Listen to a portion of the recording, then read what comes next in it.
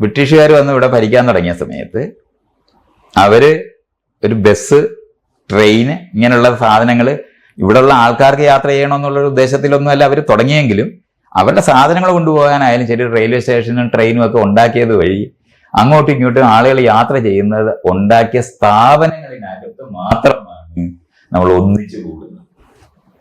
Bus, train, ഇതുപോലുള്ള സ്ഥലങ്ങളിനകത്ത് മറ്റേതങ്ങനല്ലായിരുന്നു. നമ്മളെങ്ങനെയായിരുന്നു ജീവിച്ചിരുന്നത്? 36 അടി അകലം വെച്ചിട്ട് ജീവിച്ചിരുന്ന ആൾക്കാരാണ്. പക്ഷെ ബസ്സിനകത്ത് കയറണമെങ്കിൽ അത് ചെയ്യാൻ പറ്റത്തില്ലാത്തതുകൊണ്ട് മാറിയ മേഖല മാത്രമാണ് ആകെ ഉണ്ടായ വ്യത്യാസം. ബാക്കി ഈ നമ്മൾ പറയുന്ന സകല മാലിന്യങ്ങളുടെ മുകളില് ഒരു കമ്പളം വിരിച്ചതുപോലാണ് ഭരണഘടന നിൽക്കുന്നത്. അല്ലാതെ ഒരാളുടെ വീട്ടിനകത്തും നമ്മൾ ഈ പറയുന്ന ഗുണപരമായ ഒരു മാറ്റവും ഉണ്ടായിട്ടില്ല. ഇതുകൊണ്ടാണ് ഈ മാട്രിമോണിയൽസ് എല്ലാം അങ്ങനെ തന്നെ നിൽക്കുകയും ഇപ്പൊ നമ്മൾ ഈ പറയുന്ന ഒരിക്കലും സംഭവിക്കത്തില്ല എന്ന് പറയുന്നത് ഗവൺമെന്റ് നിയമപരമായി ഉണ്ടാക്കിയിരിക്കുന്ന രജിസ്ട്രേഷൻ 18 വയസ്സാകുമ്പോൾ രണ്ടുപേര് തമ്മിൽ വിവാഹിതരാനുള്ള അവകാശം. 100 വിവാഹം നടക്കുന്നതിനകത്ത് ഒരെണ്ണമായിരിക്കും ഉണ്ടാകുന്നത്. ഇതാണ് ഇയാൾ ഉണ്ടായെന്ന് പറയുന്ന സാധനം. ആ ഉണ്ടായ ആൾക്കാർക്ക് തന്നെ അത് ചെയ്ത ആൾക്കാര് വീട്ടുകാരുടെ സമ്മത പ്രകാരം പിന്നെ 2 കല്യാണം കൂടെ കഴിക്കുന്നതാണ് നമ്മൾ സാധാരണ കാണുന്നത്. കാരണം ആദ്യം ഇവർ പോയിട്ട് രജിസ്റ്റർ ചെയ്ത് കഴിഞ്ഞ് വിവാഹം കഴിച്ച് വീട്ടുകാരെല്ലാവരും കൂടെ പറഞ്ഞു ഞങ്ങളുടെ വക കല്യാണം കഴിപ്പിക്കണം എന്ന് പറഞ്ഞിട്ട് 2 സമുദായത്തിന്റെ പേരിലുള്ള കല്യാണം കൂടെ കഴിക്കുന്നവരാണ് ഇപ്പോഴും ഉള്ളത്. ഇനി സ്വതന്ത്രമായി ചെയ്തവരെന്ന് വെച്ചോ, വീട്ടിനകത്തുനിന്ന് 90% ആ സ്വത്തൊന്നും കൊടുക്കത്തില്ല.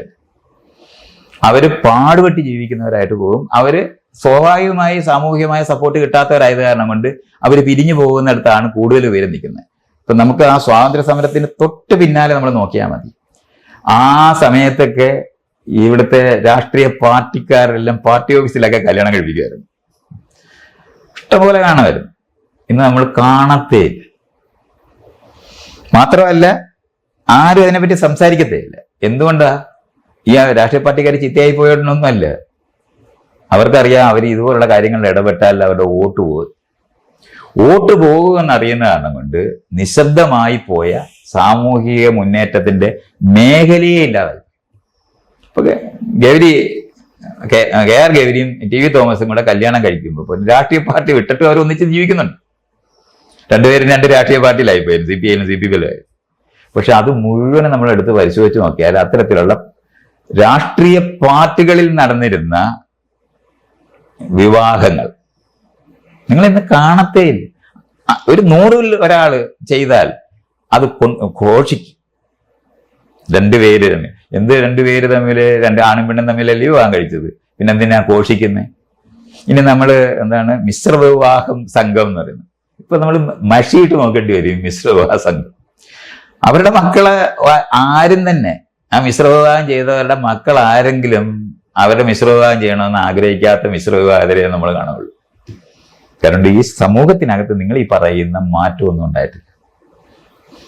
ഒരു തുണി വിരിച്ചിട്ട് ഒരു സമൂഹത്തിനകത്ത് വ്യത്യസ്തമായ മേലുകീഴ് നിൽക്കുന്നതിനെ പ്രൊട്ടക്ഷൻ കൊടുക്കണം എന്ന് പറഞ്ഞാൽ ഒരുപോലല്ല 2 കൂട്ടരും. ക്ലാസ് റൂം നമ്മൾ ആരംഭിച്ചില്ലേ? ബ്രിട്ടീഷുകാരാണ് ക്ലാസ് റൂംസ് ആരംഭിച്ചത്. അപ്പൊ ആളുകൾ ഇരിക്കാനായിട്ട് എങ്ങനെയാണ് ഫ്രണ്ട് ബെഞ്ചും ബാക്ക് ബെഞ്ചും ഇട്ടാണ് ഇരുത്തി തുടങ്ങിയത്. എന്ന് പറഞ്ഞാൽ മുന്നോക്ക ജാതിക്കാരിരിക്കുന്നതായിരുന്നു ഫ്രണ്ട് ബെഞ്ച്. അവരാണ് പഠിക്കുന്നവർ. അതാണ് പിൽക്കാലത്ത് ഇപ്പോൾ നമ്മൾ പറയുന്നത് പിന്നിലിരിക്കുന്നവർ പഠിക്കാത്തവരെന്നാണ്. അല്ല, അവർ ദരിദ്രരും ജാതിയിൽ താണ ആൾക്കാർ വരുന്ന സ്ഥലമാണ്. ഇതുകൊണ്ട് ഫ്രണ്ട് ബെഞ്ചും ബാക്ക് ബെഞ്ചും ഉള്ള ക്ലാസ് റൂംസ് ആണ് ഇന്നും ഉള്ളത്. ആ ക്ലാസ് റൂമിനകത്ത് ഇന്ന് നമ്മൾ പറയുന്നത് ഇതാണ്, പഠിക്കുന്നവരും പഠിക്കാത്തവരും എന്നാണ് നമ്മൾ പറയുന്നത്. പക്ഷെ ജാതിയിൽ ആരംഭിച്ചതാണ്. ആ തുടർച്ച ഉറപ്പാക്കിയ സ്ഥലം തന്നെയാണ്. ഈ സ്ഥലത്തു നിന്ന് ഉണ്ടായി വന്ന ആളുകൾ അൺസ്കിൽഡ് ലേബർ ആയിട്ടിരിക്കുന്നതിൽ നോക്കിയാൽ മതി. ഇവിടുത്തെ സാനിറ്ററി വർക്കേഴ്സ് മുനിസിപ്പാലിറ്റിക്കകത്തുള്ള പണിയിൽ നിങ്ങൾ എന്നെങ്കിലും ഒരു ബ്രാഹ്മണനെയോ ഒരു നായരെയോ കാണത്തില്ല. ഒരു ആപ്ലിക്കേഷനകത്ത് ഇല്ല. ജാതി അനുസരിച്ചിട്ടുള്ള പണി തന്നെയാണ്. ഇവിടെ സ്വീജ് വൃത്തിയാക്കത്തില്ലേ? ഇന്ത്യ മുഴുവനുണ്ട്. ഇന്നും ജാതി അനുസരിച്ചിട്ടുള്ള ജോലിക്കാരാണ്. അല്ല വേറെ നിങ്ങൾ പറയുന്ന സാധനം ഒന്നും സംഭവിച്ചിട്ടില്ല. നിങ്ങൾ ഈ പറയുന്നത് സാമൂഹ്യ യാഥാർത്ഥ്യമല്ലാതെ ആളുകളുടെ മനസ്സിൽ നിന്ന് ഇത് പോയി എന്ന് പറയുന്നത് മനസ്സിലുള്ളതല്ല ജാതി, മനസ്സിലല്ല ജാതി, അത് സിസ്റ്റമാണ്. ഈ സിസ്റ്റത്തിനെ മാറ്റണമെന്ന് ആഗ്രഹിച്ചിട്ടാണ് അംബേദ്കർ ഇതിനകത്ത് കുറെ പ്രൊവിഷൻസ് വെച്ച്.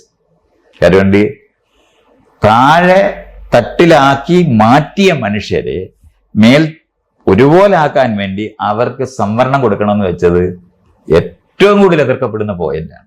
ഇന്ന് നമ്മൾ ജാതി ഉണ്ടാകുന്നത് സംവരണം കൊണ്ടാണെന്ന് പറയുന്നവരാ.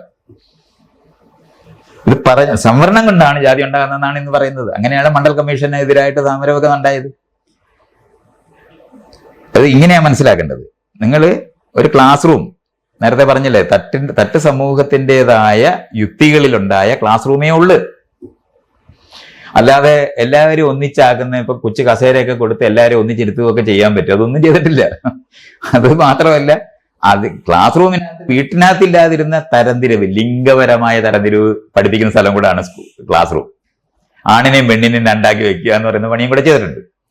അത് കാരണം കൊണ്ട് ജാതീയമായ വിവേചനവും മതപരമായ വിവേചനവും ലിംഗപരമായ വിവേചനവും വളരെ സൂക്ഷ്മമായി വീതി ചെയ്താണ് ഉണ്ടാക്കിയിട്ടുള്ളത്.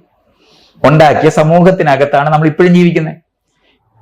ഇയാൾക്ക് ഒരു കല്യാണക്കുറി കിട്ടുന്നു, ഞങ്ങൾ വിവാഹിതരാകുന്നു എന്ന് പറയുന്ന ഒരു കല്യാണക്കുറി എപ്പോഴെങ്കിലും ഇയാൾ കണ്ടിട്ടുണ്ടോ? അങ്ങനെയില്ല. ഞങ്ങൾ വിവാഹിതരാകുന്ന പറയുന്നത് ഞാൻ കണ്ടു, ഒരെണ്ണം കണ്ടിട്ടുണ്ട്. അപ്പൊ ഞാൻ എഴുതിയിട്ടുള്ള ഒരെണ്ണമുണ്ട്, ഞങ്ങൾ ഒന്നിച്ച് ജീവിക്കുന്നു എന്ന് പറയും. ഇതൊക്കെ എന്ന് കഴിഞ്ഞാൽ വളരെ 5% ബാക്കി നമ്മൾ ഈ പറയുന്ന 100 പേരുള്ളതിനകത്ത് 95 പേരും അമ്മയും അച്ഛനും നിശ്ചയിക്കുന്ന വിവാഹത്തിലുള്ളവരാണ്. അവരെന്താണ് നോക്കുന്നത്? അപ്പുറത്തിരിക്കുന്ന പെണ്ണോ ചെറുക്കനോ അവര് തമ്മിൽ ചേരുവോ എന്നാണോ പരിശോധിക്കുന്നത്? അത് പരിശോധിക്കുന്നേ ഇല്ല. ജാതി ഏതാന്ന് നോക്കും, മതം ഏതാന്ന് നോക്കും, നമ്മുടെ തരക്കാർ പണക്കാരാണോ നോക്കും. അത് കഴിഞ്ഞിട്ട് അകലം, ഞങ്ങളുടെ വീട്ടിൽ നിന്ന് പോകാനുള്ള ദൂരം, ഇതൊക്കെയാണ് പരിശോധിക്കുന്നത്. ഈ 2 മനുഷ്യർക്ക്, വ്യക്തികളെന്ന് പറയുന്ന 2 പേര്, ആണും പെണ്ണിനും ഒരു ഇനിഷ്യേറ്റീവ് ഉള്ള ലോകമല്ല ഇത്. ഇതുവരെ ആരംഭിച്ചിട്ടില്ല. ഇവിടെ നമ്മൾ രജിസ്റ്റർ കച്ചേരിയിൽ പോയി വിവാഹം കഴിക്കാന്ന് പറയുന്ന ന്യായം അവിടെ ഉണ്ടെന്ന് പറയുന്നുണ്ട്, ഗവൺമെന്റ് ചെയ്യുന്നുണ്ട്, ആവശ്യപ്പെടുന്നുണ്ട്. പക്ഷെ അവിടെ രജിസ്റ്റർ ചെയ്യുന്നവരുടെ എണ്ണം എന്ന് പറയുന്നത് 100-നകത്ത് 5 ഉള്ളൂ. ആ 5 പേരും ഒന്നിച്ച് ജീവിക്കാനായിട്ട് അനുവദിക്കാതിരിക്കുന്നതിന് എല്ലാ പണിയും ചെയ്യുന്ന അമ്മയും അച്ഛന്മാരും കൂടെ ഉള്ള നാടാണ് നമ്മൾ. അല്ലാതെ ഇവർക്ക് സ്പെഷ്യലായിട്ടുള്ള സ്ഥലമില്ല. അതുകൊണ്ട് നിങ്ങൾ ഈ നാട്ടിനകത്ത് മാറ്റം വന്നു എന്ന് പറയുന്നത്, ഞാൻ നേരത്തെ പറഞ്ഞില്ലേ, ആരെങ്കിലും വരുമ്പോൾ പെട്ടെന്ന് ഓടി അവിടെ ഒരു തുണിയെടുത്ത് വിരിക്കുന്നത് പോലാണ് നമ്മുടെ ഭരണഘടന ഈ പറയുന്ന സകല എന്തെല്ലാം വിവേചനങ്ങൾ ഉണ്ടായിരുന്നോ ആ വിവേചനങ്ങളുടെ മുകളിൽ ഒരു തുണി വിരിച്ചു എന്നുള്ളതേ ഉള്ളൂ. ഇതിന്റെ മുകളിൽ ഈ അൺഈക്വലായിട്ട് ഉണ്ടായത് എങ്ങനെയാണെന്നുള്ളത് നേരത്തെ അടിമയായിട്ട് വരുന്നവര് എങ്ങനെയാണ് ആയെന്നുള്ളത് പറയുന്നുണ്ട്. ആ പറയുന്നതിനകത്ത് ഈ ആളുകൾക്ക് സ്വാതന്ത്ര്യം കിട്ടിയാൽ നിങ്ങൾ സ്വാതന്ത്ര്യം അങ്ങ് ഉപയോഗിച്ചു എന്ന് പറഞ്ഞാൽ ഉപയോഗിക്കാനുള്ള അറിവും ലോകത്തില്ല, അതിനുള്ള റിസോഴ്സസ് ഇല്ല. ഇവിടെയാണ് ഭരണഘടനാപരമായി ഈ താഴ്ത്തട്ടിലുണ്ടായതായിട്ട് വെച്ചിരുന്ന മനുഷ്യർ, അവർ താഴിലുള്ളവരൊന്നും അല്ല, അവരെ അങ്ങനെ ആക്കിയതാണ് നമ്മൾ അറിയണം.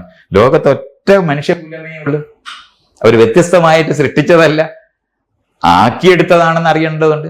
ആ ആക്കിയെടുത്ത ആൾക്കാർക്ക് സവിശേഷമായ പ്രൊട്ടക്ഷൻ കൊടുക്കാതെ, നേരത്തെ പറഞ്ഞ ഒരിക്കലും സ്വാതന്ത്ര്യം അനുഭവിച്ചിട്ടില്ലാത്ത ഒരാളോട് സ്വാതന്ത്ര്യത്തോടെ പെരുമാറാനായിട്ടുള്ള അവകാശം കൊടുത്താൽ അവർക്ക് ചെയ്യാൻ പറ്റാതിരിക്കുന്ന അതേ കാരണമാണ്. ഇതിനാണ് അവർക്ക് സവിശേഷമായ ആനുകൂല്യങ്ങൾ കൊടുക്കുന്നതിനാണ് സംവരണം എന്ന് പറയുന്നത്. ഈ സംവരണം കൊടുക്കുന്നത് ജാതി പുനരുൽപാദിപ്പിക്കുകയാണെന്ന് വയ്ക്കുന്ന ആർഗ്യുമെന്റ് ആണ് ഇപ്പൊ ഇയാൾ പറഞ്ഞത്. വേടൻ ഈ വിവേചനങ്ങൾ ഇവിടെ ഉണ്ട്, എല്ലായിടവും ഉണ്ട്, ഇത് ഒളിച്ചു വെച്ചിരിക്കുകയാണ് എന്ന് പറയും. കമ്മ്യൂണിസ്റ്റുകാരുണ്ടാക്കിയതാണ് ഈ ലക്ഷം വീട് കോളനി എന്ന് അറിയണം. തുല്യർക്ക് വേണ്ടി ഉണ്ടാക്കിയതാണല്ലോ കമ്മ്യൂണിസം. പിന്നെ കമ്മ്യൂണിസ്റ്റ് പാർട്ടി എങ്ങനെയാണ് ലക്ഷം വീട് കോളനി ഉണ്ടാക്കും? കോളനി എന്നുള്ള വാക്കും മറക്കരുത്. എങ്ങനെ ഉണ്ടാക്കും? നായന്മാരും ഈഴവരും കൂടെ നടത്തുന്ന കമ്മ്യൂണിസ്റ്റ് പാർട്ടിയും കോൺഗ്രസ് പാർട്ടിയും നാട്ടിലുള്ളൂ, അത്ര അറിയണം. ആ നടത്തുന്ന അവര് പൗരരാണെന്നും ഞങ്ങളെല്ലാം തുല്യരാണെന്നും ഒക്കെ പറയുമ്പോഴേ എങ്ങനെയാണ് ഒരു വിഭാഗം, അടിസ്ഥാന വിഭാഗം എന്നൊക്കെ പറഞ്ഞ വാക്കൊക്കെ പറഞ്ഞു തുടങ്ങിയിട്ട് അവർക്ക് താമസിക്കാൻ ഒരു സ്ഥലം കണ്ടുപിടിക്കുമ്പം ആരും സ്ഥലം കൊടുത്തിട്ടില്ല. ഏറ്റവും മോശം എവിടെങ്കിലും ഒരു മൂലയിൽ ഒരു സ്ഥലം കൊടുത്തിട്ട് അവിടെ ഒരു കോളനി ഉണ്ടാക്കിയാണ് അവരെ വീടുള്ളവരാക്കിയത്. അല്ലാതെ മറ്റുള്ളവരുടെ കൂട്ടത്തിൽ താമസിപ്പിക്കുന്നവരാക്കി മാറ്റാൻ കമ്മ്യൂണിസ്റ്റ് പ്രസ്ഥാനത്തിന് കഴിയാതെ പോയ ഒരു സമൂഹത്തിലാണ് നമ്മളിരിക്കുന്നത്. അതിന്റെ കമ്മ്യൂണിസ്റ്റ് പ്രസ്ഥാനത്തിന്റെ എല്ലാ ആശയങ്ങളും തുല്യതയാണ്, ഒരു സംശയം നോക്കില്ല. പക്ഷെ അതിന്റെ എക്സിക്യൂഷൻ വന്നത് ഇങ്ങനെ വരുന്നത്.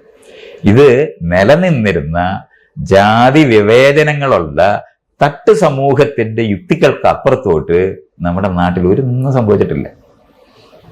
അതുണ്ടെന്ന് പറയുന്ന അംബേദ്കറും അതുണ്ടെന്ന് പാടിയ വേടനും ജാതി ഉണ്ടാക്കാനാണെന്ന് ഗാന്ധി പറയുന്ന പോലാണ് ഇപ്പൊ ഇയാൾ പറയുന്നത്.